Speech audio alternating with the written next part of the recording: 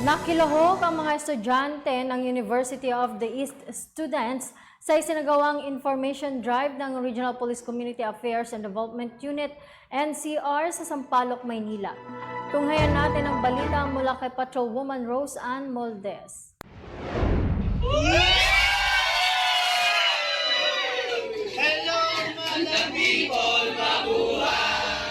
Makabuluhang araw para sa mga estudyante ng University of the East ang panibagong kaalaman na ibinahagi ng mga tauhan ng Regional Police Community Affairs and Development Unit ng NCR RP-CADU NCR, kung saan nagsagawa ng information drive ang unit na ginanap sa Instructional Resources Center, College of Education Building sa Sampaloc, Maynila. Ang aktibidad ay pinangunahan ni Police Major Marlon Bananya, Deputy RP-CADU NCR bilang tagapagsalita sa programa.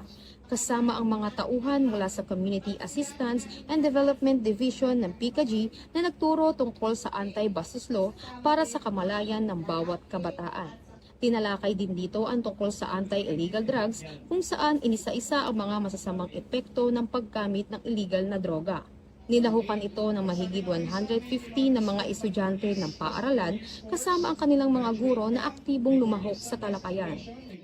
I'm so lucky to be part of this wonderful program. Ang dami ko talagang natutunan about sa mga masasamang epekto ng iba't ibang klase ng mga droga gaya ng marijuana, ng shabu, at talaga namang na-realize ko na ang lala talaga ng epekto nito sa ating katawan at isip. At talaga namang mga ganitong bagay, hindi dapat pinaglalaan dahil nakakasira ito ng buhay. Kaya ang laki ng pasalamat ko sa PNP, pati na rin sa UE College of Education dahil sa pagsagawa ng programang ito dahil ito yung mga kailangan marinig ng ating mga estudyante. Kaya guys, laging tandaan, ang buhay ingatan, ang droga ay ayawan. Nagbigay ng isang masayang intermission dance number ang PNP dance team na kinalagiliwan ng mga mag-aaral. Nagpasalamat naman si Ms. Eva Aurora Calweng, Dean College of Education, dahil napaunlakan ng ating kapulisan ang kanilang paaralan bilang isang inspirasyon sa kanilang mga mag-aaral na mag-aral ng mabuti para sa isang magandang hinaharap. Hindi yung nangyari ngayong araw na to kasi nagkaroon ng kolaborasyon sa pagitan ng Kolehiyo ng Edukasyon at ng mga kapulisan. Sa totoo lang, marami kasing mga hindi magandang mga impresyon, di ba? Tungkol sa mga kapulisan. Pero sa pakiramdam ko, yung ating mga estudyante, mas lalo silang napalapit at nagkaroon ng kumpiyansa sa ating mga kapulisan.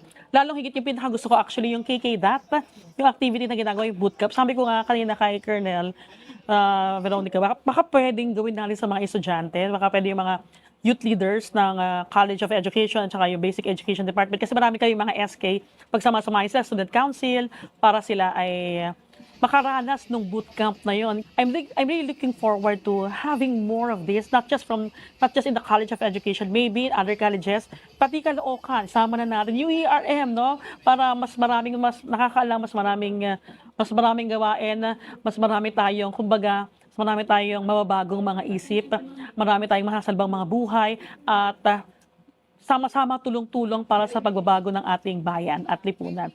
Gusto kong pasalamatan yung Philippine National Police, siyempre in general, no, ang ating Lieutenant Colonel na nandun na present kayo na si Lieutenant Colonel Veronica Peñalosa, din ang ating Police Major Marlon Badanya. Maraming salamat. Ating dance team, no, na pinamunuan ni Coach Dennis Zuniga. Sobrang nagulat ako na may mga dancers palang mga kapulisan, sana may mga singers din, at baka invite namin kayo sa mga susunod na mga events. I'm really looking forward to more collaborations, more events with the Philippine National Police. Thank you very much on behalf of the College of Education. Thank you very much. Thank you sa mga students ng mga College of Education, University of the East, para sa pakikinig nila.